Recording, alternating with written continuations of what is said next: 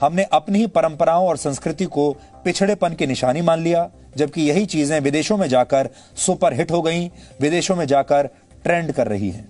प्राचीन काल से भारत में योग जीवन का बहुत महत्वपूर्ण हिस्सा है, लेकिन भारतीयों ने इसे तब अपनाया जब योग योगा हो गया। अमेरिका में प्राणायाम की ट्रेनिंग के लिए लोग 1,82,000 रुपए तक दे रहे हैं और वहां पर योगा का बाजार लगभग 1,15,000 करोड़ रुपए तक पहुंच गया है। इसी तरह से भारत का हल्दी वाला दूध पश्चिमी देशों में पहुंचकर अब टर्मरिक लाटे बन गया है।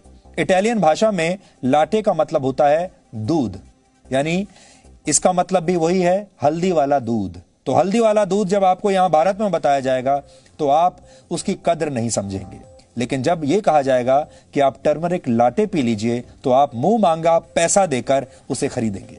और यह नाम भारत और पश्चिमी देशों के लोगों को बहुत फैशनेबल लगता है, लेकिन असली नाम यानी हल्दी वाला दूध किसी को पसंद नहीं आता।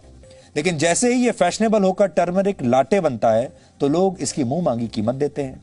आजकल भारत समेत कई देशों में आपको टर्मरिक लाटे आसानी से मिल जाएगा और बड़ी बड़ी मल्टीनेशनल कंपनियां जो इससे पहले आपको कॉफी बेचा करती थी, अब अपने आउटलेट्स में टर्मरिक लाटे भी बेच रही हैं।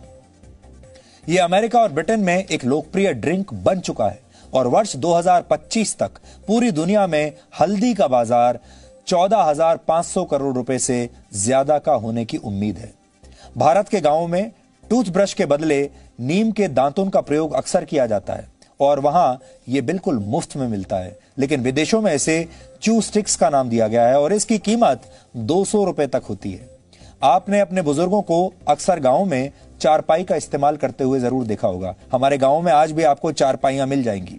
भारत में एक चारपाई की कीमत औसतन लगभग 500 रुपए के आसपास होती है, लेकिन ऑस्ट्रेलिया में ऐसी चारपाई 50,000 रुपए में बिक रही है और वहां इसे ट्रेडिशनल इंडियन डे बेड के नाम से बेचा जा रहा है।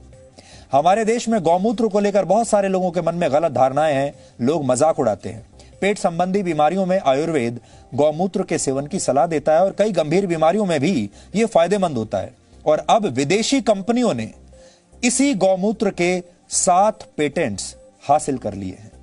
सिर्फ परंपराएं ही नहीं, पश्चिम में अब भारत की पूजा करने की पद्धति भी मशहूर होने लगी है। हमारे देश में पत्थरों की पूजा की जाती है, अब अमेरिका में इसकी नकल की गई है और वहां पर इसे ग्रैटिट्यूड रॉक का नाम दिया गया है। वहां के लोग इस पत्थर को प्रकृति से जुड़ने का एक माध्यम मान रहे हैं।